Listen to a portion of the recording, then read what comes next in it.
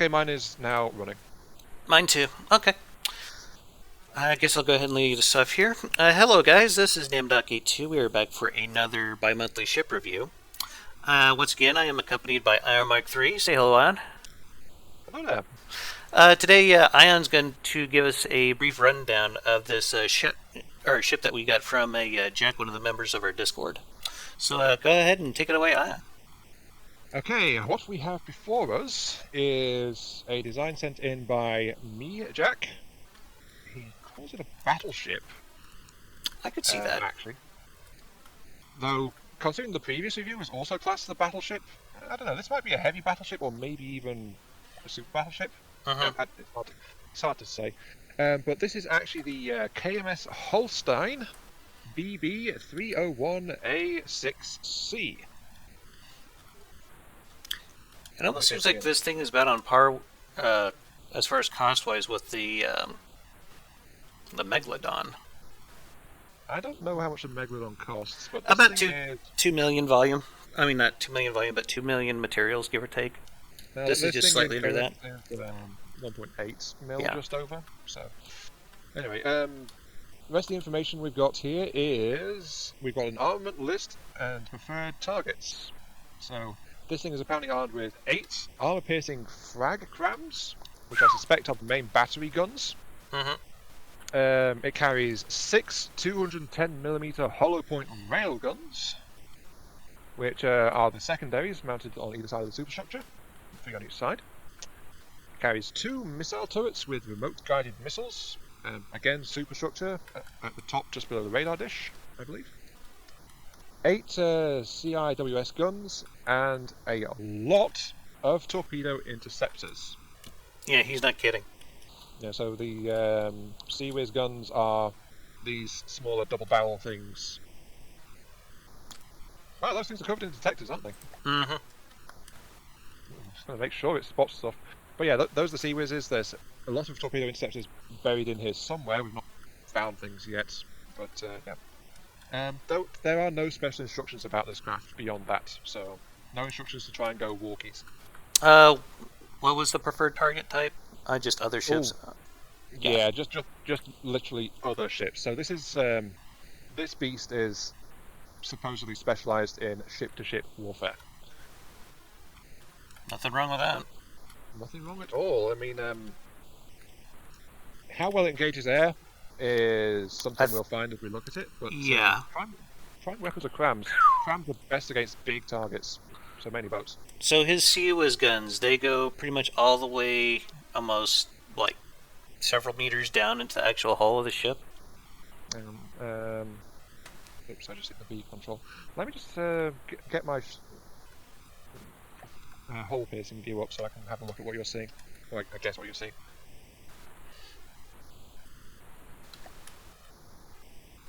Oh dear, that's... Oh wait, no, it's just taking... Ooh. Yeah. But that thing is... Oh, wow. Yeah.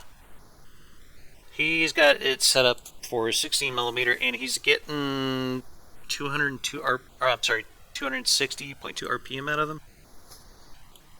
Not too shabby. I think it might be a good candidate for your what's it called? A jackhammer CIWS that you'd have developed. Yeah, it'll probably take up just a little bit less space than this as far as vertically. Yeah, the jackhammer is like it goes for a slightly bigger turret footprint. Specifically, so it's like as compact as I can manage. These things are like meant to be really thin to allow for a lot of armoring around them. And that's why they're this. They're all just packed into this 3x3 volume, so they don't really compromise armor much. But as a result, they are really, really tall. Yeah. My issue with that is though the armor plating on the front of this. It just needs one Hesher heat run, and it's going to pop that turret. Depends on the caliber, but on the same thing, you've got to realize that it presents a really narrow target as well. So that hit would have to be almost dead on to actually take the turret out.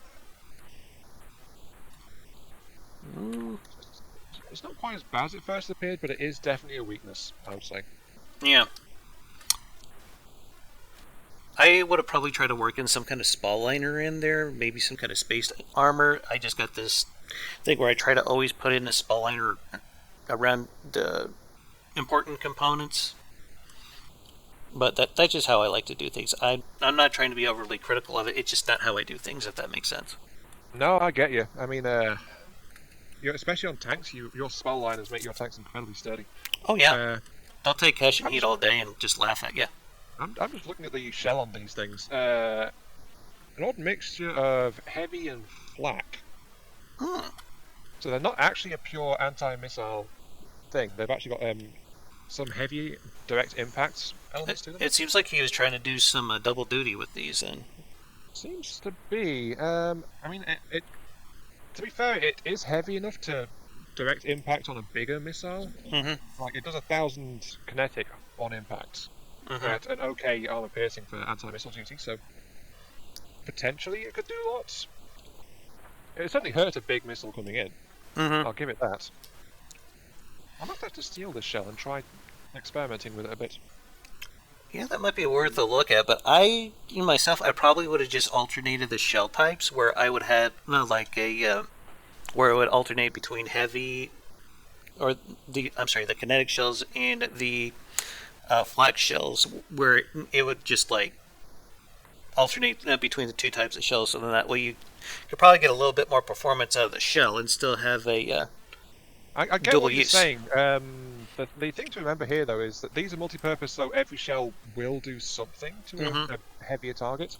But if you're alternating, then a flak shell will basically be shrugged off, while in return the pure kinetic shells would be useless against like a swarm of small missiles and things like that. So I think this is a happy medium. It's just like I'm not sure if it's quite what I would build. That's why I said I'll have to tinker with it a bit. Yes. See what I wind up with. But we'll probably have to test this against something fairly missile heavy to see how well it performs. Just for the sake to see how this works.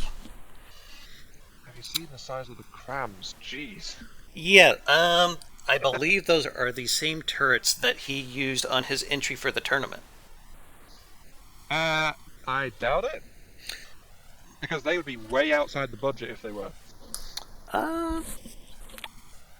I'm saying as far as the actual gun housing, it's the same. Which, it's a really cool shape that I might have to borrow and try myself, to be honest. Ignore us, guys. This is not the true reason we're doing these reviews. We're not doing it to steal all your secrets to ourselves. Not at all. No, not at all. Oh, but seriously, though... that is interesting. Yeah, an interesting housing, as you mentioned, yeah. I don't remember seeing ones quite like this in the tournament, though.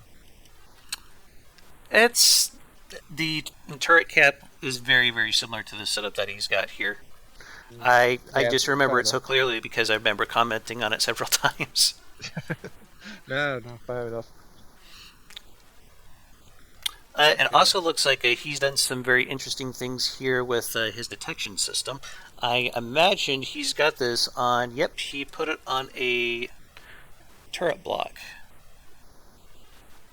So is this an entire... Yeah, this entire thing orients towards... yeah, it's got coincidence rangefinders built into the middle of it. Yeah, that's something that you've seen an awful lot with Steel Strider ships. They do that fairly often. Yeah, but while in player ships, it's actually a bit of a rarity. And he's really gone crazy with the detection on here, which I had to give him a lot of credit for because redundancy is a very important thing in this game. Actually, he could do with more detection. Insert evil face here. Don't worry. Well, I'm saying this because every turret has detection, and he even has specially designed turrets with detection on them, and just for detection purposes only. That's why I'm saying that. Okay. I am being a smug bugger and saying needs more detection, even though he's got so much. Oh, so the need more dopamine. Gotcha. Yeah, kind of, but I do actually have a valid point to make here. Okay, go for it. Which is, he does have a lot of detection, and that is great. But he has actually omitted the fore and aft sections as potential locations for detectors. which is also something I find a lot of people do. So that's like at best his detection is crammed into something like 2/3 the length of his ship, and most of it's actually within like 1/4 of the length of his ship. So something that might be worth looking at is trying to get some detection out, say on the prow, which is well away from everything else. So it's more likely to survive a fight unless you head on with something. Same with the stern, though his stern. We didn't start with the general appearance of the ship this time because we got distracted, but his stern is very boxy. Yeah, I would have rounded this off just a little bit, but that's mostly just personal preference. I mean, for his purposes, I imagine this does just fine. This is true. This craft is like, it's built to have a massive amount of internal volume for, I think, for its meters and meters of armor plate more than anything else. One thing I'd like to note here, just real quick, have a look down here, just below the stern of the ship, and you'll see some ducts down here. I think you might find them interesting to take a look into. You mean the ducts with the daddy blades in them? Yes. And they just keep going and going and going and going. He's got like Energizer Bunny with the daddy blades here. Probably just to try and give this thing some maneuverability. Which is strange because he should already have a lot of speed just from the large propellers alone, but I guess he just needed a little more turning force, maybe? I don't know. Give me a sec. I'm trying to... These daddy blades are actually like a bunch of them stacked together. There's metal poles embedded in here. But each of these daddy blades is only like 3 meters long, actually. See if I can bring up the settings on them. These are all set up for a pusher, it looks like. So I guess he's just trying to milk a little more speed out of this thing. It's either more speed or it might be for stability, depending on how it reacts to the force behind those propellers. No, I don't think so, because it doesn't seem like he is using any stabilization for these. Otherwise, the upwards force fraction would be a little higher. It looks like this is just purely for propulsion. Maybe. Might also be an emergency backup for if the steam engines get knocked out. That's a good point, too, yeah. Because as we were talking about earlier, having all those extra moving parts could potentially make things extremely vulnerable, so yeah. You make a good point there, Ryan. Let me get back into the view there for a second, because it's like, if they are for a propulsion backup, the fact that they don't have any engine power being used also means they would work if the power systems get knocked out. I'm also noticing that this thing has a hellaciously big torpedo blister. Actually, those rear props are on those crank motors. One thing of note, though, by the way, is that they don't actually have gears attached to them, so they're actually jammed full on. So that's what the gears do, by the way, since the steam rework. They allow the... You're talking about the transmission, right? Yeah, they act as gears. They can affect the force multiplier, but they also allow the propeller to be scaled down to off when not needed and stuff like that as well. So it's like the throttle's stuck wide open if you don't have that installed. He does seem to have a lot of open spaces here. Well, like just compartments, I've noticed.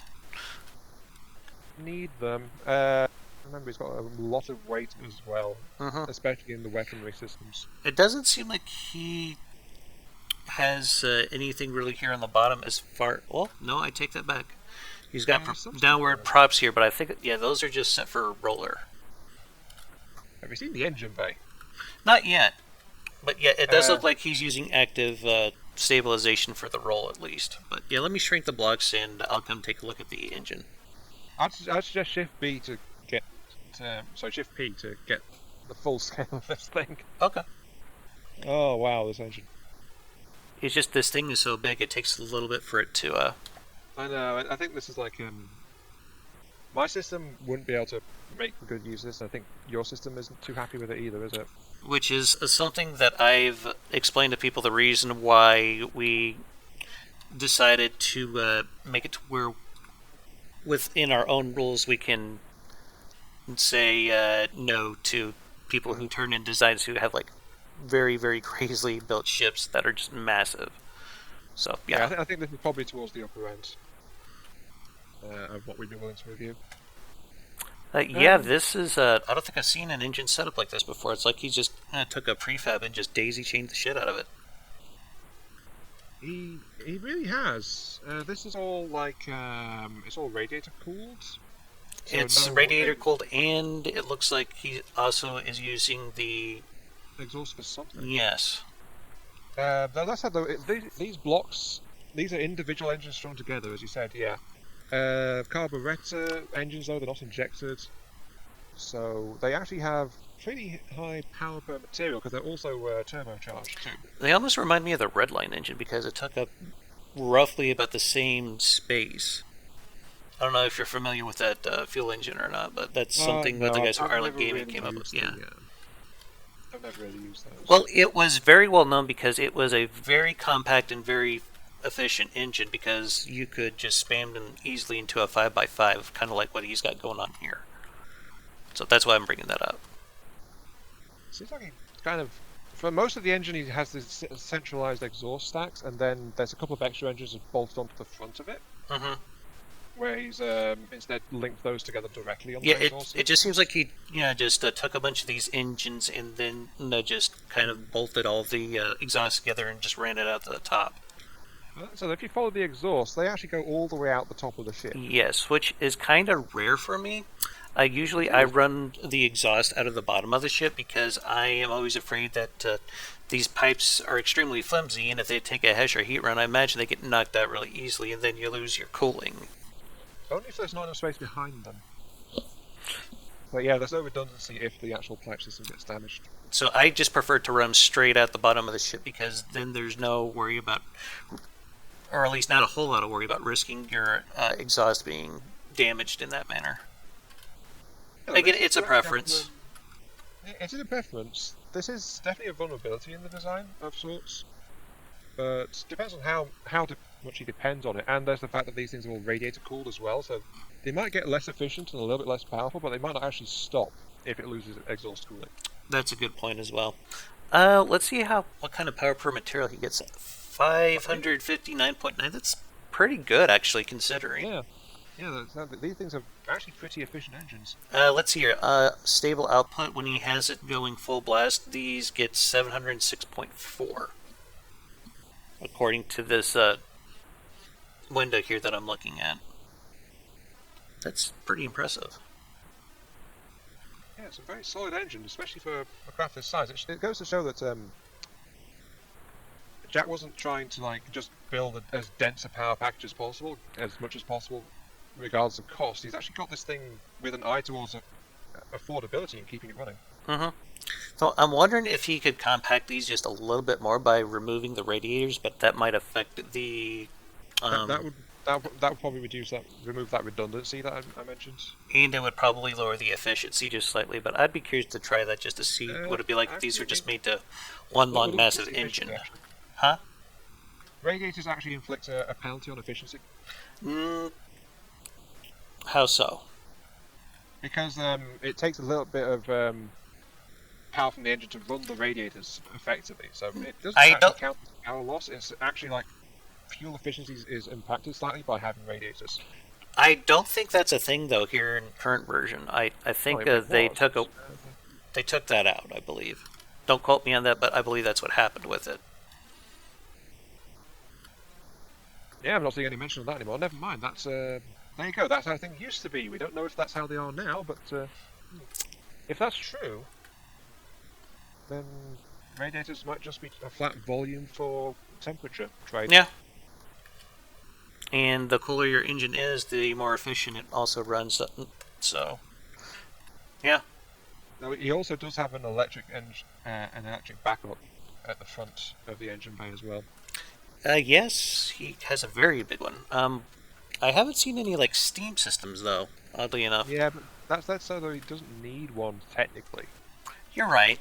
It just in a lot of the newer ships nowadays, you see everyone kind of going for using steam. So, as far as propulsion goes, people like steam, but he's got this really big engine bay instead, and yeah, I didn't know that would work with the crank motors though, providing power to them. I thought you had crank motors run on base engine power.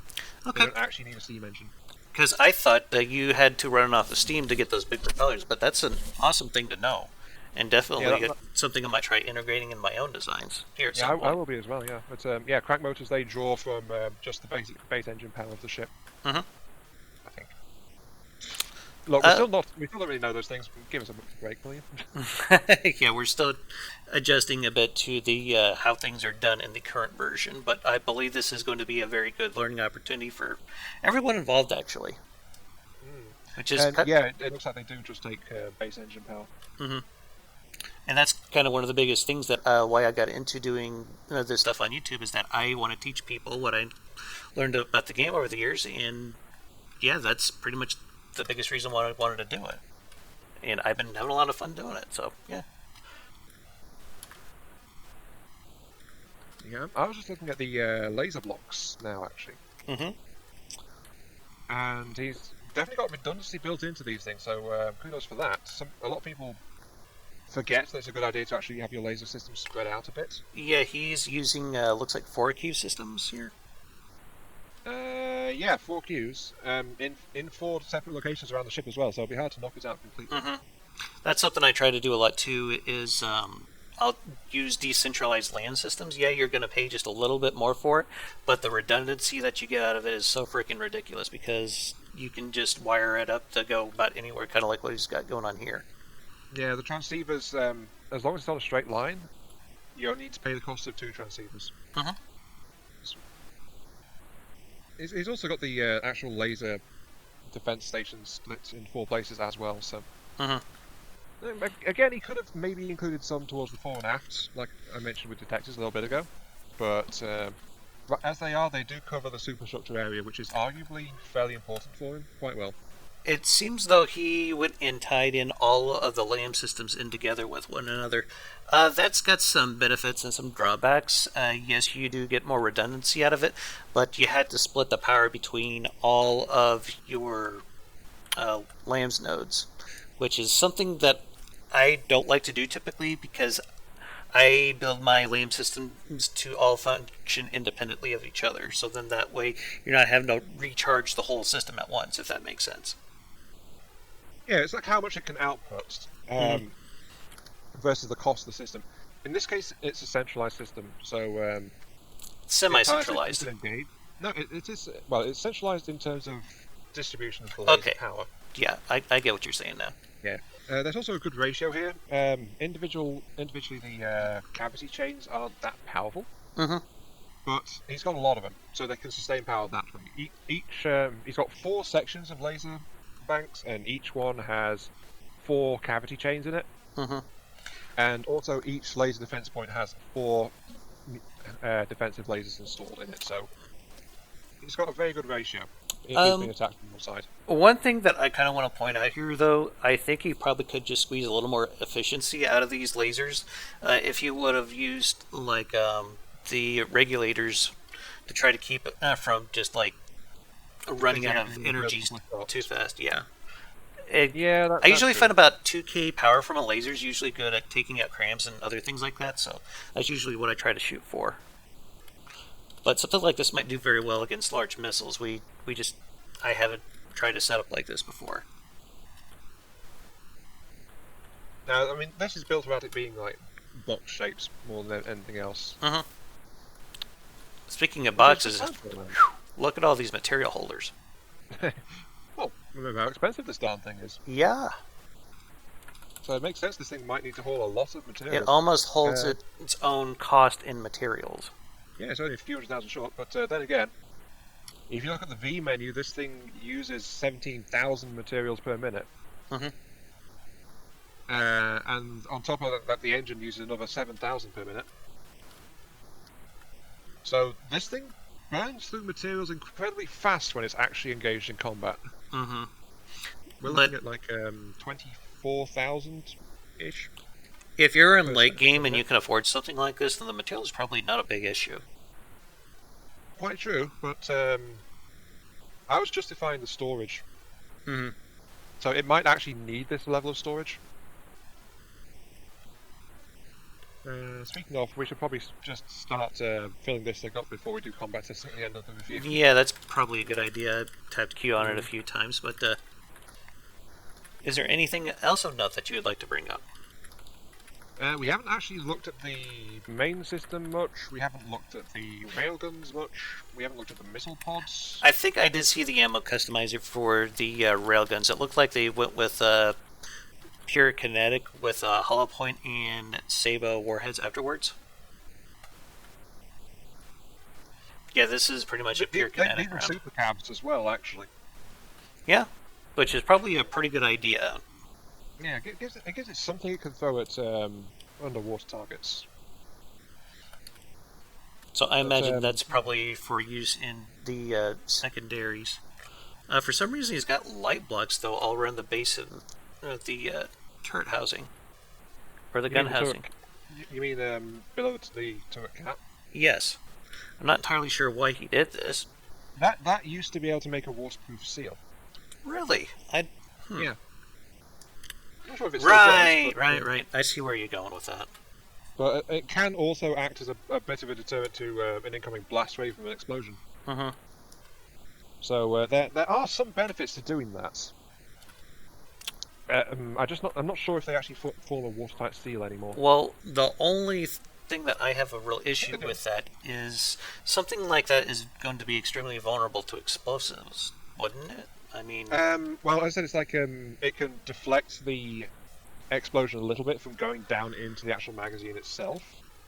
I mean, admittedly, there is the fact that the light blocks are explosive, but depending on how that works, it might be preferable to deflect, like, say, a high explosive cram detonation with the light block and then have the light block detonate. Mm-hmm. Rather than let the high explosive cram explosion just go down the neck of the turret and say bye-bye to the rest of the turret. If that's how it works. Yeah, I see where you're going with it. I'm a bit shaky on that, so I am guessing a bit, but it sounds like it might be how the game calculates it. Something else of note here, if he is using these super cavitation runs, he might have been better off with like maybe the 3-meter tall mantlet instead of the AA ones for the secondaries. You're not going to get a whole lot of depression out of those if you want to try to get these things to actively shoot at submarines. I don't think it's meant to be like submarines, it's more like... hit targets below the waterline? Aim more effectively at surface targets. Okay, that makes more sense then, yeah. Yeah, but it's like if they were going against submarines that actually set back a bit on the decks of the ship, so they'd have trouble depressing enough to really go at submarines if they got too close. Something else I'd like to touch on just a little bit here. I think you could probably squeeze just a little more efficiency out of this hull shape. I'm looking at the bow right now, and it's just basically flat surfaces. I think if he were to change this to like using the wedges, he'd probably get just enough speed and to make it worth it if he just switched these up to wedges. Just a thought. Which part of the bow do you mean? The very front of it. As you'll see, it's like a flat surface. Oh, I see. Yeah. Yeah, that would let him get a little bit more efficiency, but in this case, you've got to remember the bulk of the craft in question. Mm-hmm. So it's always going to take a lot of power to get decent speed out of this thing. Yes, but just doing a few things here and there to reduce the drag can make a fairly significant improvement as far as overall speed, I found. So that's why I'm bringing this up. Not to this thing. Because I just found a somewhat ridiculous stat. Oh, what's that? Top speed, 32 meters per second. Yeah, that's probably because it works in conjunction with Daddy Blades and those Steam large props, props at the back. Yeah. It's very powerful. You could actually increase the power on those steam props if you wanted to. Yeah, but like improving the angles on the hull a little bit, he might be able to eke out an extra couple of meters per second, I'd say, reasonably. Uh-huh. But it's not going to be a significant amount for a ship of this size, which is already going at a pretty high speed. Yeah. For the shape it's got.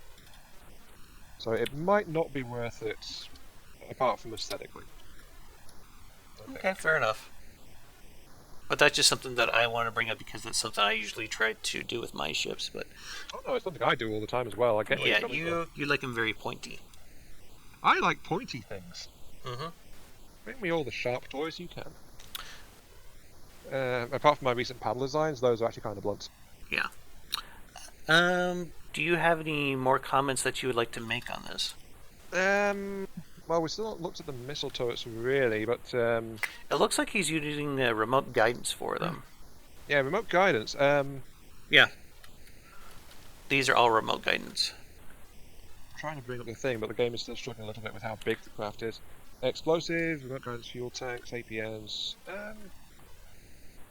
Restoration's good. So yeah, these things are like these seem to be chasers more than anything else. The only thing I could say about them is like having the fins in front and the EMP behind would improve its turning speed slightly. Mm-hmm. But then again, it might also drag and slightly reduce the top speed. But these things aren't geared for that much speed anyway. I probably would have gone with thumper heads though, just to get a little more speed out of the missiles. But I don't know what the purpose behind them is. If they're meant for ships or aircraft or what. It's like they're meant to chase things, so they might be anti-surface and anti-air, but they are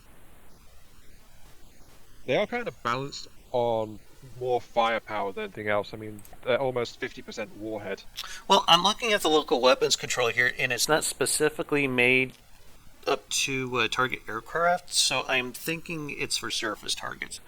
Because it says not to engage any targets that are basically below the water surface. If I were setting this up to be an anti-aircraft turret, I probably would have the minimum altitude set to maybe like 20 meters, but yeah. Personally myself, I actually tend to have my anti-aircraft missiles able to target ships as well. Just so they can pull double duty, but then I add an extra AI in, which prioritizes air targets and set that on the missiles. Yeah, that's also a good option as well. In fact, he has actually done that. This craft does have an anti-aircraft and a Sea-Wiz AI. So, yeah, it all depends what that thing sets for. How many AIs does this have? Okay, it's got like 2 of them. 2. Okay. Yeah, I usually go with like 2 or 3 AIs depending on what I'm needing them to do. Like, I'll have one for the main guns. Usually the main guns are also tied into the sensors and navigation. Then with the, I'll have another AI specifically for anti-air. And then I might have like another AI for the secondary guns because they'll be both targeting completely different targets for the most part. One I tend to like to have in is an AI as well set for anti-submarine duty, if my vehicle is so equipped, because then it can go after that and then prioritize below the waterline on ships as well, if need be. One thing I would like to note though, to something you just said, I find it's a good idea to actually have the detections split up among the AIs as well, because if you're using wireless on your AIs anyway to connect to remote weapon systems, you might as well put some of the detectors on there as well, so that way the individual AI cores can be a bit smaller because they don't need as much processing power on them. And if you lose one AI, you don't lose all your detection as well, so it's a bit of redundancy. By chance, have you looked at his torpedoes yet? I have not. I spotted them in passing. Like, I know there's a lot of them, but I've not seen them yet. He's using an infrared seeker on these explosive torpedoes. I don't believe that works underwater. I have done a little bit of testing with this, and it does not seem to track targets underwater. So you might want to flip that over to a either a remote guidance or a sonar. I'm actually going to give him the benefit of the doubt on those. Well, I guess we'll find that in combat testing, won't we? Yeah, but I mean, benefit of that, this might be a case of the game has reworked his torpedoes without him being aware. Because not only are these infrareds, they also don't have one turns. So that would probably keep it from being effective at all if there's no one turn. Yeah, because they're pointing straight down, and infrareds only have a 120-degree arc, so they would not turn towards ships, which is what this thing's meant to be fighting. So I think those medium torpedoes are not actually configured properly. And honestly, I probably would have went with much larger torpedoes. The way I like to do them is basically a method that Rizzolo showed me is have him shoot at the bottom like he's got going on here, but put like maybe a torpedo sonar on it, like 4 or 5 HE warheads, and 1 turn, ballast tank, all the fuel and fins that I need, the propeller, of course, and pretty much ready to go. But I found in current version the explosive doesn't seem to work nearly as well in 2.4.9. So I've been using frags instead for small and medium torpedoes and reserving the HE for the large ones. I think they nerfed that. I think it was a few versions back at this point. Or maybe it was a few versions before release. I'm not entirely sure when they made that change to reduce the effectiveness of explosion into water, because it used to be like multiplied a few times over. But yeah, these torpedoes, it looks like they're meant to be like really weak saturation if this is indeed how the payload's meant to be configured. They're not meant to hit very hard at all, but they've got APN, which is to help ensure they actually reach their target. But again, that lack of a one turn, I'm not sure if they actually work or not. I think I'm going to also, on these torpedo interceptors, I would have made them just a little bit bigger. No, this is the absolute minimum size of the things. Yeah, but I don't think they'll work being shot directly out of the bottom like that without a one turn. They've got an interceptor piece. The interceptor piece is 360 detected. So missile interceptors don't actually need one turns. Well, I hope you're right. No, it's like the anti-missile version doesn't need them either. So okay. Yeah, the interceptor warhead can detect and turn towards its target, no matter which direction it is. I'm just confused why there's a ballast tank in here. For the torpedo interceptors? I usually try to put ballast tanks in mine, but it doesn't seem like he's got any room for like fuel. No, he's got some fuel built into it, I think. Oh, just a little bit. Yeah, he's got enough for. Yeah, he's got enough for this thing too. I think they're there just like to make sure the interceptors actually have neutral buoyancy, because they're not actually set to anything, which means it ignores depth settings. Yeah, I usually throw in a ballast on all my torpedoes for neutral buoyancy, so it can just go after whatever it needs to go after. Yeah, I don't just try to bob to the surface or something. Yeah, that's fine. Excuse me. I think last thing that I'd like to really talk about is like I do have a slight dislike for this ship. What's that? I must admit, which is not through any fault of the designer or anything. It's just I don't tend to like building bulkier, more stubby-looking ships like this. It's not. It's just it flies against any of my own build styles, really. Except maybe the one I've recently started to develop. It's like it looks a bit chubby to me. If that makes any sense. Yes, but also your craft tend to be a little glass cannon-y. Yes, this is true, and I've been long been struggling to get to grips with like having effective heavy armor. So it's like I understand why it's shaped like this, and why it carries this bulk, and it's going to be a really durable target. It's just not quite my cup of tea. No, I get you. It looks like he's got these crams fused. They're timed and pen depth. Okay. Yeah, 10 seconds time to explode. I think that's going to be a big problem.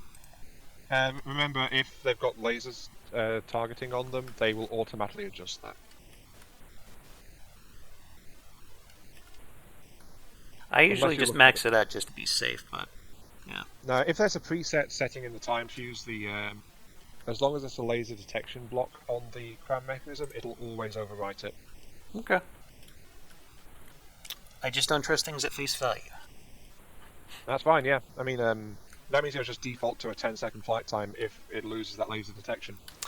So it seems to me he probably borrowed this turret for the main guns probably from a Wellner's Cram Tetris platform, it looks like. With good reason. Yes. Okay. Absolutely good reason.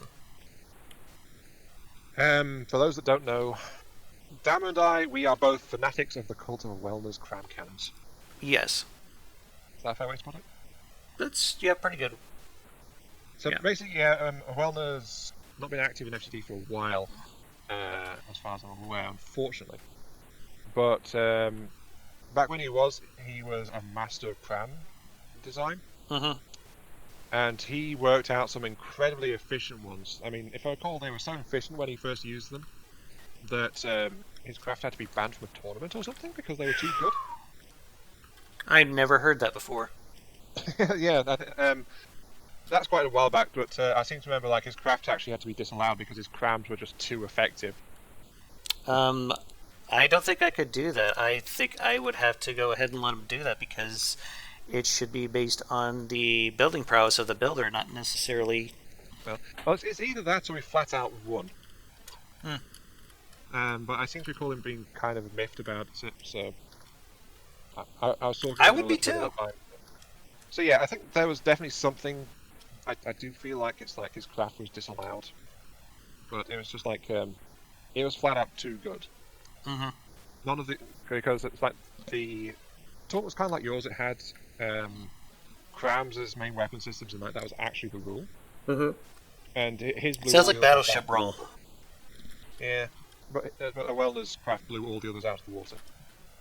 Well, yeah, that's Quite literally. just how good he is. I mean, Yeah. he's got to be arguably one of the best From the Depths players out there. Yeah, which is why it's a bit of a shame that he's not actively in the game as far as I'm aware anymore. Well, to be honest, he's encountered a whole lot of drama just as we have with the process of game development. Yeah. Yeah. I can't say I blame him for wanting at least to take a break from that. I wish these guys would get their act together, I really do. But I think we should probably stop talking about that now. Yeah. Let's continue. Yeah.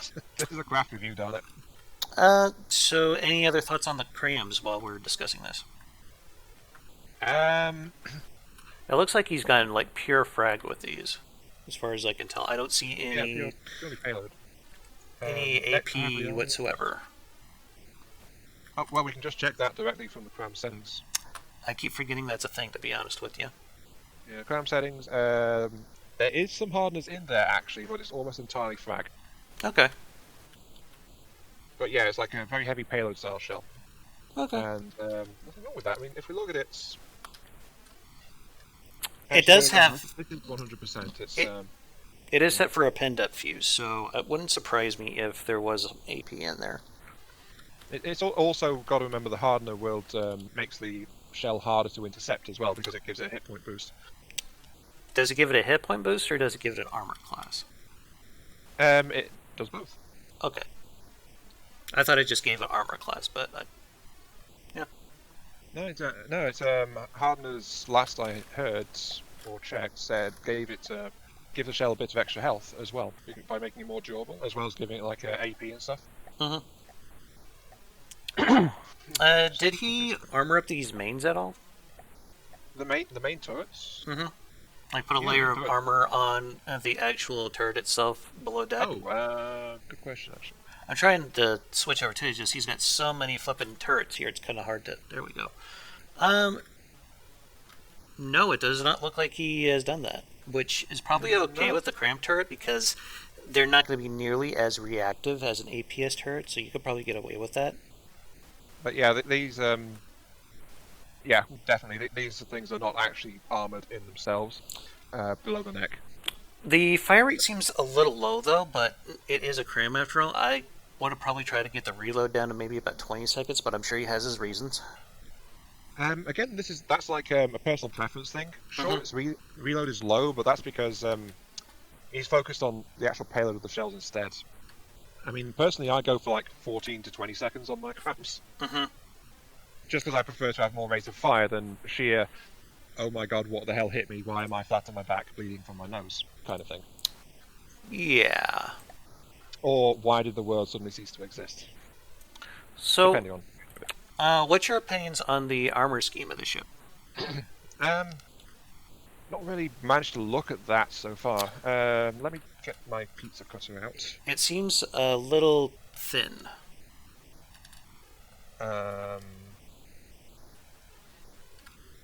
Which is crazy because he's got so many solid blocks down here in the bottom. But I can't actually look at the nose for some reason. Oh, I know why. Right. Okay. Sorry, excuse me. Is all the dry mouth going on there? Yeah, that's better. Right. Actually, I think it was like a bit of mucus getting stuck in my throat. Ew. To be fair, he's got bulges and internal spaces going on. He's also got plenty of bulkheads, which is something the Athena we did last time lacked quite notably. Individually, though, the armor walls are, yes, they are thinner than the Athenas, but they are actually more durable. And why do you say that? They're actually 2-meter metal instead of an alloy metal hybrid. Mm. And also got to remember in current armor bonuses from stacking only apply for the first 2 blocks. It's also multiple layers as well, so got to remember this thing's like... I don't know, it just feels very thin to me because I'm only seeing like 3 layers of armor for the actual belt of the ship itself. Individual walls are kind of thin, but core sections actually have an extra wall around them as well. So there's a lot more armor in here. It's just like... it's easier to penetrate the outer sections than the outer systems. But it'll take a lot to still get through to the actual main part of the ship itself. I just probably would have done like maybe 4 to 5 layers, but that's my preference. Unlike the Athena, this one will actually handle torpedoes pretty well. Yes, considering it's got that huge torpedo blister, and it has a ton of those interceptors. It's actually got really thick armor bottom corners, if you're looking at the cross section. Mm-hmm.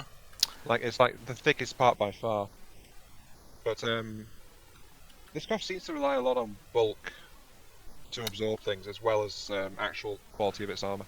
So I'm wondering here if these torpedoes that we were talking about here, they're meant to be interceptors, not necessarily just torpedoes. Yeah. On one side, he's got the infrared seeker, and on the other side, he has the missile interceptor head. So I think that he may have just goofed on it and actually intended these all to be torpedo interceptors. That's a shame, actually, but it does make sense. Mm-hmm. It means the ship doesn't have anti-submarine / anti-below-the-surface targeting. It also explains why it's meant to be like preferred target other ships. Yeah, but it would give him very good torpedo defense. But we also have to keep in mind that his guns do have some underwater capacity, albeit limited due to the mantlets, but yeah. They don't have the depression for that to be their primary role, though. Mm-hmm. They can do it at a distance, but that's about it. But I think if he threw about maybe 4 or 5 large torpedo launchers in here with a lot of HE warheads, I think it could really give him a bit more damage output for what he's got here. I myself personally think torpedoes are probably some of the best weapons in the game because they can be extremely hard to counter if you don't know what you're doing. They are good at underwater targets and surface targets, so it's one of my favorite weapons. With the sheer number of empty rooms he's got for buoyancy, he definitely has room to install a couple of extra torpedo systems in here as well, pointing out to the bottom of the ship. Mm-hmm. So there's no reason he couldn't keep the anti-torpedo capability of what he's got installed so far. And actually include a couple of dedicated torpedo tubes as well. Just out of curiosity, do you launch your torpedoes out of the bottom of the ship, or do you launch them out of the side of the ship when you usually do them? It depends on the design of the build, but I use both, actually. Okay. I prefer to launch them out of the bottom because it seems like the best way to protect your torpedo launcher because missile parts are crazy expensive, but that's something I picked up from Razul. Sometimes to be fair, I actually find them forward and back as well, so it's like... shooting them out of the front is fine. Especially because we got those aerodynamic hatches now. But yeah, it's just like my answer would overall definitely be as long as it's not upwards, I fired a torpedo out of it. There you go. Which I have done that once, where I had them shooting directly up out of the ship. You remember the first Corollas Rex? Yeah, it can have its uses. They kind of glide bomb towards their targets. Yeah, to be fair, it can be useful. It's just then you've got to be careful with them because if they land wrong or they get detected, they might not make it. So it's just more reliable to fire them in the water than out of the water. Mm-hmm. At least that's the way I view it. So, What's good with I reserve that for missiles. do we have anything else that we'd like to touch on? No, I think that's about it. So, unless there's anything you want to talk about either, then it's time to try Not specifically, no. combat test this thing. Do we want to try to go for something that's relatively in its price range, or just spawn in a bunch of ships and watch what happens?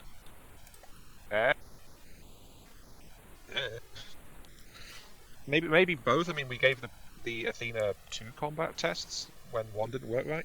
So Okay. give it some light stuff to see how it bashes them around, and then give it something approaching its own weight class. I think we should have it face off against a bulwark, and then probably something higher end Steel Strider.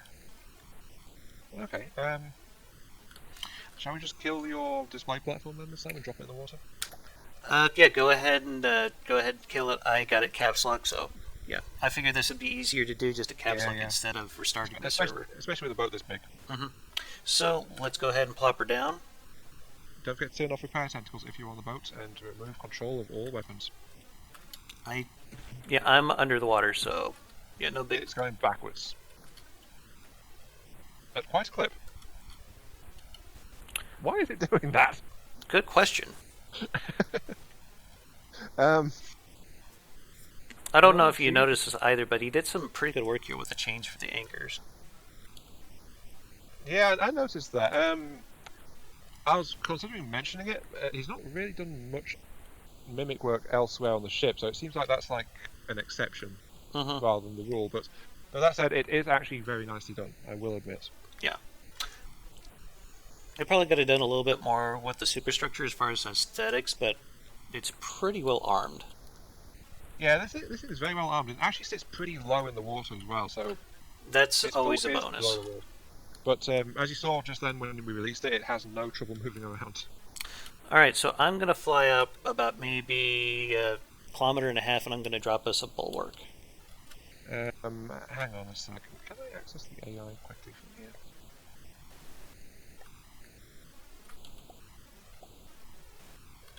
Are you trying to shut it off? No. I could just press C if I wanted to do that. Yeah. I'm double checking because we ran into issues last time. Yeah, this thing is set to 1.5 kilometers. Okay. Unlike the Athena's 2.5 kilometers, which is kind of out there. Alright, so let's grab us a bulwark. Are you going to 1 or 2? I think just 1. I'd say 2 actually, if this is like the versus life of ships test. I guess we can go ahead and do 2. Alright, here we go. Maneuvering. Jeez. Look how fast it's going. Well, I would, but yeah, I'm waiting for the UI to... Anyhow, Okay. I imagine it's probably hauling ass, though. No, it's frozen now. Okay, so this is the Holstine BB versus 2 Kingsteads. As soon as the FTD starts playing nice again. I wish I could pause it so I could actually watch the shells land on the bulwarks. But it seems like he landed some fairly decent hits there. And the shells are just tanky enough to penetrate the Lamb's umbrella there. Which means that they're kind of calibrated to work against Lamb moderately systems? heavy armor. Yeah, well, we know they're hardened a bit against interception. But if they're punching through Kingstead armor... Wait, those aren't Kingsteads, are they? No, those are bulwarks. Oh, I was thinking the wrong thing. Right. Yeah, still a good test. One of the shells does manage to get through the Lambs every now and then, it seems. Well, the fact they're stopping, I'm guessing a fair bit, is good. I'd have to say about 80% it's stopping. That's good. 80 to 90. Well, it's cheaper to protect it with a laser than it is to actually repair the damage. So it's good that it's managing to protect itself. And it looks like the torpedo interceptors are working just as you said they would. Yeah. Okay, I'm going to have to try doing that now because I've been using like 2 meter long. Well, the reason that missile interceptors are turret fitted is because they are flat out more useful and more reliable if they're pointing towards the thing when they launch that they're trying to intercept. So that's why you typically see them fitted into turrets. But there's nothing to stop them from being hull-mounted, except that for a long time, the anti-munition controls wouldn't actually work with hull-mounted ones. The Tier's laser defenses are stopping. Oh yeah, Tier's laser defenses are a pretty tough standard. Yeah, the Holstine shells don't seem to be getting very far. Which, that's one reason why I always make an argument that APS was not overpowered because of the fiery. Because if you put up a Tier against the Singularity back when APS shot extremely fast, you could not get a single 8-meter shell through the Tier's defenses as fast as it spammed those. I think the Holstein could definitely benefit from having like a couple of extra laser defense stations on the bow and stern to spread out the spots where it's trying to protect itself. Now that you mention it, I don't think I saw any like anti-laser defenses, but then again, I didn't see any on the Athena either. So I'm guessing those ships are both designed to fight fairly conventional targets. Oh, it's reached the edge of the map. Yeah. We might want to look and see if there is a means to where we could probably spawn in stuff a little further away from the edge. All we could do is change our location before we start spawning stuff. Yeah, we might have to do that from here on out, because... Yeah. Just to load something small and fast in to act as a transport to get us to where we want to actually start hosting the stuff. But Holstein, to her credit, she has not taken any damage, and both bulwarks are taking a fair amount of damage. Yeah, it's I think what's the Holstein's problem right now is... Whoop, there she goes flying again. Apart from a tendency to go airborne, which I don't think is quite her fault in this case,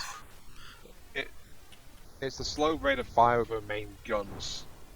They are very powerful, admittedly, but the rate of fire means that if a salvo doesn't work, it's quite a while before another one goes out. But he's got so many other weapon systems, I think it might kind of compensate for that. Have you seen these railroads doing anything? Now that you mention it, I don't know if I've seen any shots fired out of those or not. Oh no, they are firing. But the bulwarks, they're taking a hell of a lot of damage, so... Part of the issue is that because they aren't gunpowder based, we don't tend to see trails from them. That is a good point. I am definitely going to have to try to redo some of my torpedoes now to try this method. It seems like it could be potentially a lot more space efficient. What the interceptors, you mean? Yes. Another reason why I try to do them at that size is so that I could use the hatches to try to protect them a little bit better, but since it's on the bottom of the ship, maybe I shouldn't have to worry about it that much. If that makes sense? It makes sense. I mean, the hull-mounted versions of the weapon systems are always more space efficient and generally better protected than the turret-mounted version. But they lose a lot in way of flexibility, though. And one of these guys is definitely out of the fight. Yeah, I'm thinking we could probably call this test pretty well concluded. Yeah, I we think we could try to relocate a little bit as well, because... I suggest that we restart the server so we can get a little distance a lot quicker instead of just... Yeah. Yeah, they're all trying to go off the edge of the map at this point. Yeah. So if it's cool with you, I'd like to go ahead and restart the game. Go for it. Okay. Just want to give you a warning before I did that. Yeah, so against bulwarks, this guy struggles to finish them quickly. I must admit, it took him a few minutes to take one out, but it was quite inevitable that it did. Something that we should note there, though, even with the two bulwarks combined, the price tag on the ship was still higher. Yeah, this is an expensive heavy battleship, or super battleship. What do you think the right phrase is for that? I'd probably go with super battleship. I think Rizzo would probably consider it some kind of dreadnought or something. I was going to say dreadnought back at the start, but it's like, is that an official ship class? You know? I'm not entirely sure if it is or not. I mostly think of dreadnought as in like pre and post dreadnought ship design. It doesn't really seem like there's anything here where we can change the starting point Yeah, that's something that FTD's never had. Okay. We'll probably just have to fly the camera out there, then do it that way. Yeah, get out there and just try and Yeah. spawn a chair in or something. Okay, restarting it now. Which is kind of crazy because you can do that with the custom battle thing, but I guess you just can't do that for multiplayer. Let me see. So I need to go. Shall I fly out? Yeah, you can go ahead and do that. I find that usually about 3 or 4 up and 3 over from the left side is usually a pretty good spot. That's where I've been doing my tournament videos. Yeah, just in the middle of a big expanse of water. So what I'm going to do here is I'm going to come down here. I'm going to drop an AI so that way you have a point of reference to go from.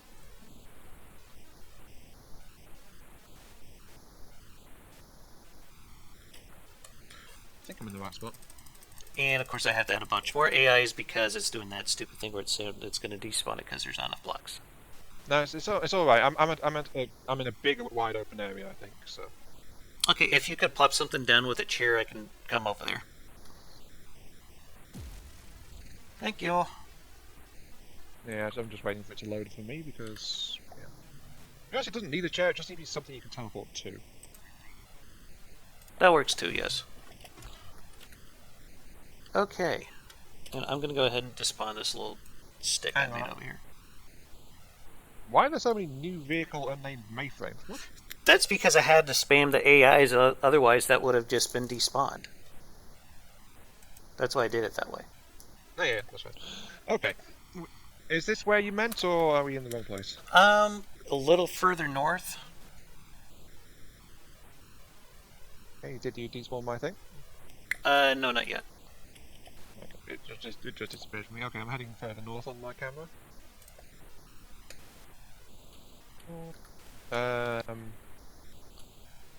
I shut the AI to your paddle boat so you'll know where to go. We might want to cut this part out, though. Just saying. Ah, it's fine. I mean, it's only taking a minute or so. Okay. Let us show, raw and unedited, the lengths we go to review the crafts for you. Alright, I'm going to delete the one that you're on right now so you can teleport to the other.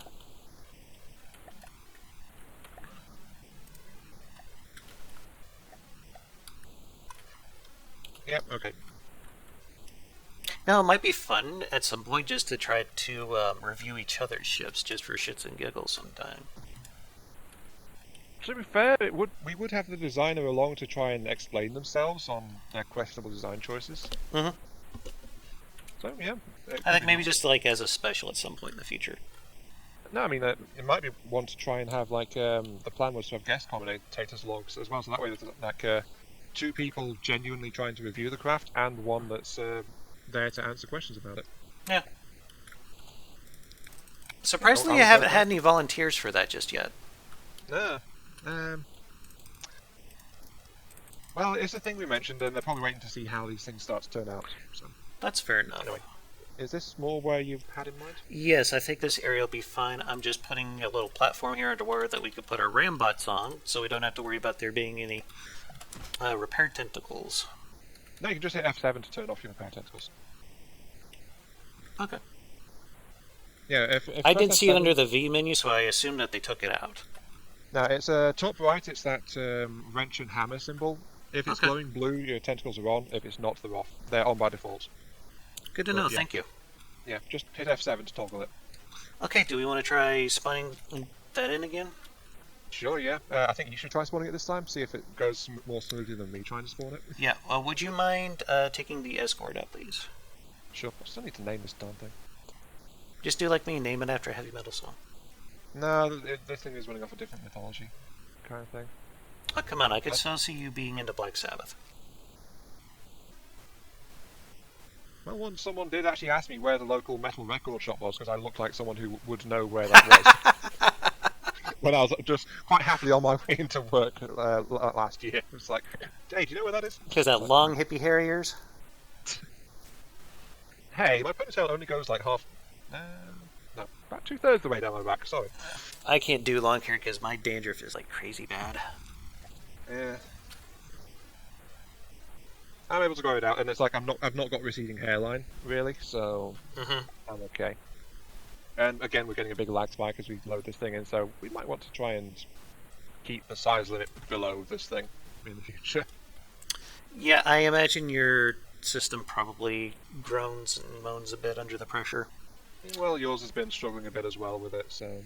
Well, we are kind of recording this while both our computers are like an ocean apart, so I imagine it's probably not helping matters. No, that's just latency. It's FTD that's actually causing us to have a few issues. Okay, so let's see here. I don't have any network issues. What do we want to try to put this up against? Should we do what a was Meg? it comparing to? Actually, Megalodon might not be a good example here because it's like 2.5 million materials. This thing is below 2. I don't know, I'm not familiar with the... How about just a pair of tiers then? A pair of tiers? Mm-hmm. Which faction? Steel Striders, their material cost is like 850k, give or take. That'll put it like a couple of 100,000 below this one, so yeah, that's pretty close. I think that's probably about as close as we're going to get. Hang on, we need to make sure this craft is filled up on resources. Yeah, I'm going to spawn them just a little bit apart here, by about 500 meters. Actually, if you click on the thing twice in the spawn menu, it'll spawn 2 of them. I know, but I'm just changing the range that you spawn them at. After I put down the first one, then I put down the second one, so there would be a little bit of variation on their distance. Okay, I've removed weapon control. Hopefully that'll keep them from running into each other. Just let me know when you're ready, and I'll hit spawn now. Hang on, I'm jumping off the side of the ship now into the water. Okay. That's why I made the platform down there. Oh. I think I killed the platform, sorry. That's okay. Alright. No, I was just staying clear, so yeah, I'm off the boat now. Okay, spawning them in now. So, this is a second combat test. Holstine versus a pair of tiers when they spawn in. Mm-hmm. Don't cry, Holstine, I'm sure it'll be okay. So active defense-wise, I think this ship is pretty well defended. I haven't seen any shields, but not entirely surprised by that because they're just not very viable at this point in things, which is something that we have discussed at length several occasions. We have discussed the heck and back. Yes. We're not happy with shields, but... so, we're not happy with how the shields were nerfed into the ground. No. But, well... it doesn't seem like they're going to be changed at this late date, so, you know. I'm just waiting for FTD to start working again. That's one thing that usually troubles me about from the Depths community at large. They just kind of sit back and take it's like, yeah, whatever. Well, the thing is, they've ignored us, so we can't do much about it. What I'm trying to... Sort of modding it. Yeah, that's kind of what I'm trying to get at here, is that everyone just seems like they're perfectly content to sit back and take it, but I just find it very disturbing. Well, another problem is that they actually cut the head off their own modding scene as well, so... That is true. Yeah, for those who don't know, Brilliant Skies actually recruited most of the best modders. The people that made the best mods for the game. So as a result, the actual modding pool lost access to the people making the best and most interesting and most well-designed mods. Mm-hmm. I'm definitely getting some frame loss here. Just a little bit, yeah, but those targets are spawned fairly far apart. We get some very big ships out there. Also, this is really deep water, by the way. Mm-hmm. Saying that reminds me of a joke. Mm-hmm. So, there are 3 guys, they're walking across the bridge, and then they suddenly realize that they have to take a leak, so there's a white guy, a Mexican guy, and an African American guy, and the white guy, he starts taking a leak, and he's like, "Man, that water's cold." And then the second guy, he's like, "Yeah, that water is pretty cold, isn't it?" And then the black guy goes, "Yeah, it's deep too." dick joke. Oh, right. Feel free to cut that. Yeah, I didn't get it. I'm pretty bad at getting jokes anyway, so. Fair enough. The torpedoes. Yes. Well, actually, I'm not entirely sure in this version. I'm just wondering, because I am seeing that the anti-torpedoes are firing. Yes. That might actually be worth checking because I don't know if they've been removed or not from the tiers in this version. Yeah, it looks like there are some kind of torpedo launchers down here, but I don't know if they might be just for defensive. Because they're so tiny. And you don't see any that like shoot directly downwards. I'm just wondering if they are being fired in response to the incoming airborne missiles, in which case that might be an issue. I think the reason why they would be doing that is either the ACB itself has not been correctly set up, or what you're saying with them going into the water and having them being mistaken for torpedoes is also a possibility, which I have seen that happen. Yeah, it's just I'm seeing there goes another volley of anti-torpedo. Mm-hmm. I think I would set the range on that block just a little bit short. I usually set mine to be fired at about 1,000 meters.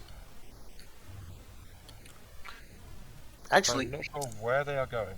Hold on, I think that those are torpedoes that they're just kind of slugging it out down here. No actual torpedoes, just all torpedo interceptors coming from the tier and the ship we're reviewing. Yeah, so that means a Holstine. missile ditched in the water and then set off an anti-torpedo war, I guess? Yeah, pretty much. That's kind of what it's looking like to me. How's the Holstine doing? If I can get back to it, I will tell you. Yeah, because I'm looking at the tiers now, they're holding up fairly well. There's some holes knocked in the nearer one. Mm-hmm. Judging by the snow, I think we might have wandered into Onyx Watch territory. We've got a big lag spike because the tiers are about to crash into each other. Yeah, that's why I was trying to spawn a little further apart. So damage-wise, the Holstine... Yeah, she's taken fairly light damage compared to the tiers. Yeah, they just had a collision. Maybe we should have just spawned in one. Yeah.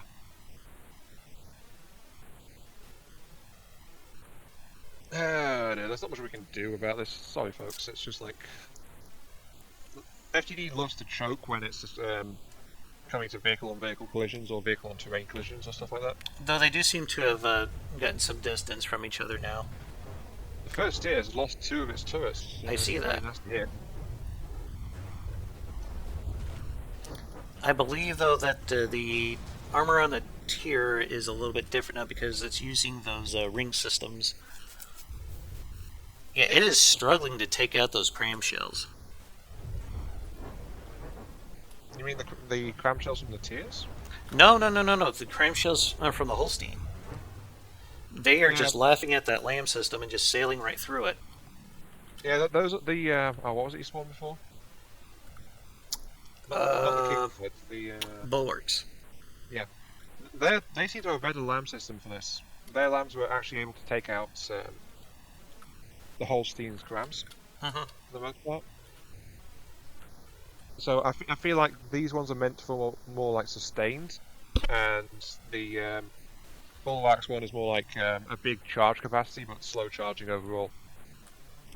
So its lasers had a lot more punch to them starting out.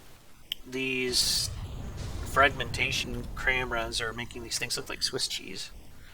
Have you had a look at the tiers below the waterline? Yeah, it's the nearer one, which has absorbed most of the shells. It was just like, oh yeah, pretty messed up. Looks like the tiers are trying to close in a bit here. But I think Holstein's LAM system will probably knock out most of those shells before they become an issue. Yeah, Holstein's only taken light armor damage for the most part. It's apart from it's lost. Good block confetti coming off of those. It's lost 3 of its 4 sea whizzes on this side. Mm-hmm. So yeah, the sea whizzes are. Wait a minute. In this. I think I just saw a large torpedo come out of one of these. Maybe it shot directly downwards? But if that's the case, I haven't seen where the hell it was launched from. The Tears ship of mystery. I think there's a collision going on again. Yeah, you're right. Oh, dear. This is how we make baby tears, ladies and gentlemen. Give me a sec. Which one is it? It's the one that's more about the damage. I will shut off your navigation for a few moments, sir. That sounds like a good idea. Let the other one get some distance, and then I'll let you move again. Just doing a bit of impromptu traffic control. I'm not entirely sure what's going on here. There seems to be like random explosions all over the more damaged tier. That's multiplayer lag going on. Well, Yeah, they do have a big. They have big torpedoes after launch. Okay. Back of the ships. I thought this thing had torpedoes somewhere. I just couldn't figure out where. Yeah, they're in the stern of the ship. Yep, I see them. That's not a bad way to go about doing it, to be honest. Yeah, it was confusing the heck out of us for a while there, trying to figure out what was going on. Do you think that's enough distance? Yeah, I think they're probably good now. Right, you can start moving again, good sir. But we are still...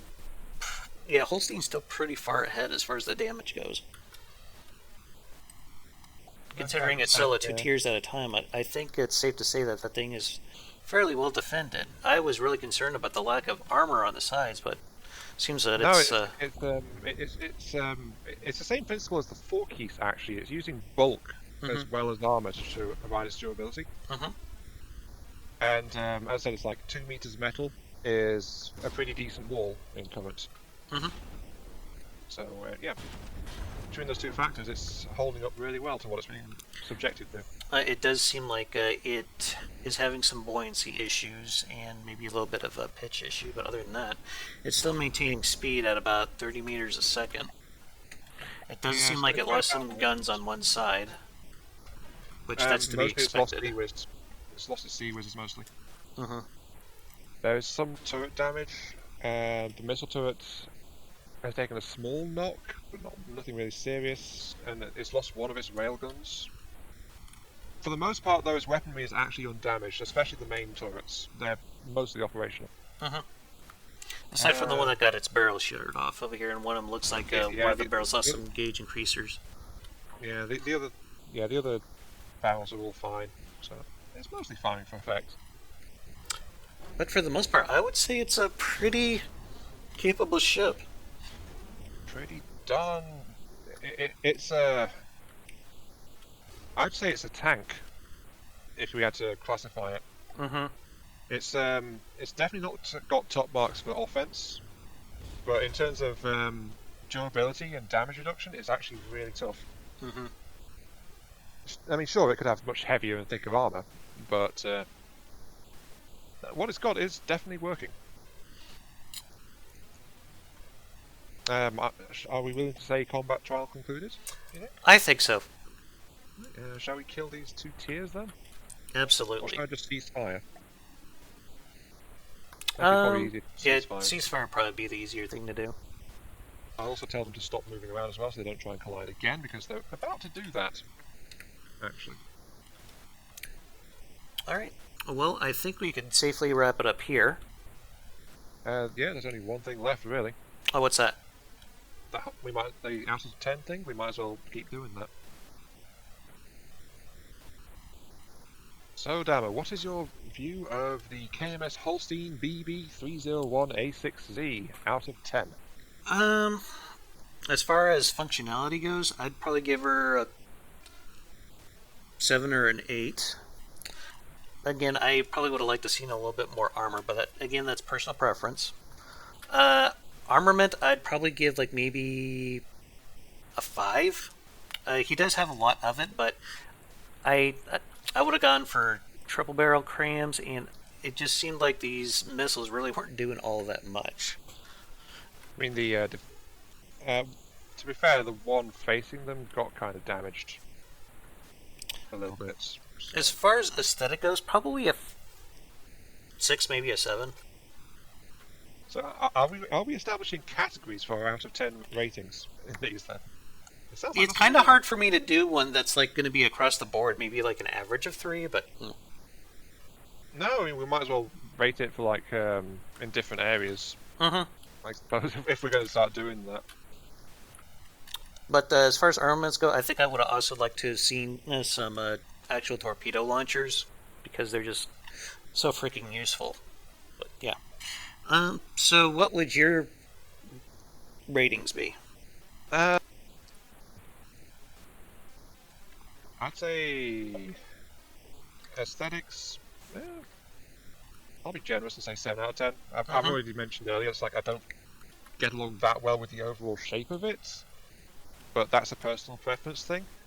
Apart from that, well shaped. It's got some good decoration, good placements. It's like, you know, it has been worked out. It's just a bit too bulky for my tastes. So I'm not going to dock it a point for that. That would be kind of petty, I think. Offense, I would say a 6 or 7 out of 10. Its intended role, it's pretty good against a fellow ship target. I mean, more towards a 6, I must be honest. I would prefer if they were faster firing main weapons rather than what it's got, but I'm fine with the double barrel crams. When they hit, they were doing the job. But it lacks like anti-submarine, anti-air effectiveness, really. So it's like, I feel like it could do with more weapons and a bit more variety of weapons compared for what it's got. Yeah, I would have liked to have seen some vertically launched missiles myself.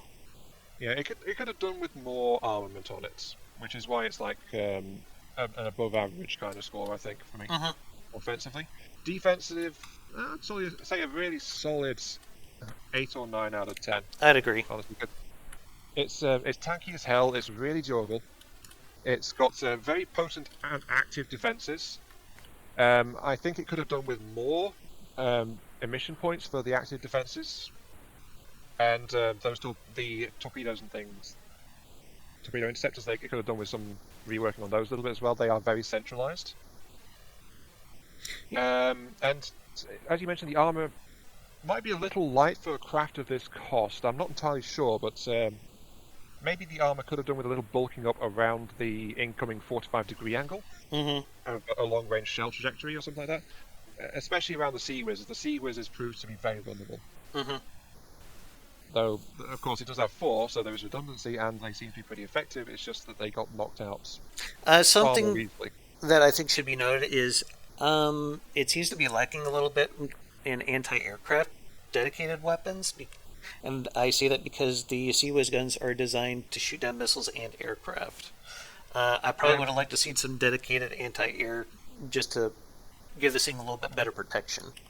The thing is, it's got the rails also as an anti-air option, but they are more geared for knocking holes in armor than chasing after air targets. So they aren't really dedicated that way. So let's see. I did aesthetics, offensive, and defensive.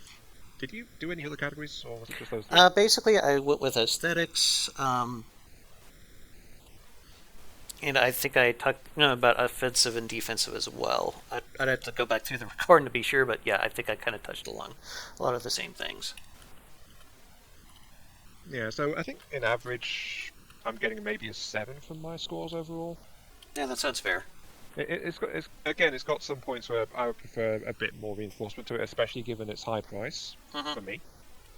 But what it does have, it is quite competent at using. Yes. And so, if you want an anchor, then this is definitely a good ship for you. This will keep a battle line protected. Oh yeah. As a decoy, at the very least. It makes a big fat target that everyone's going to love to shoot at. Oh yeah. I mean, its alpha damage is definitely nothing to ignore. It just could really do with some more DPS instead, or in addition. It's like, you know, it's a bit tilted one way rather than the other. Okay, anything else you feel like we'd like to discuss before ending the video? I think we've touched on everything. We've reviewed everything that caught our eye, I think. Okay. And we've again tried not to slap it down, saying, "No, idiot, you must build it this way, not that way."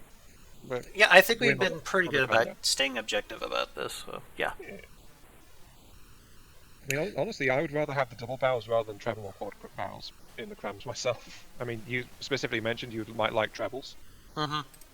I just think double is easier for a heavy hitting turret. I just really got a thing for redundancy. I guess that's probably why I say that. Yeah. Well, the problem with the treble is like, first off, the individual shots are weaker than a double.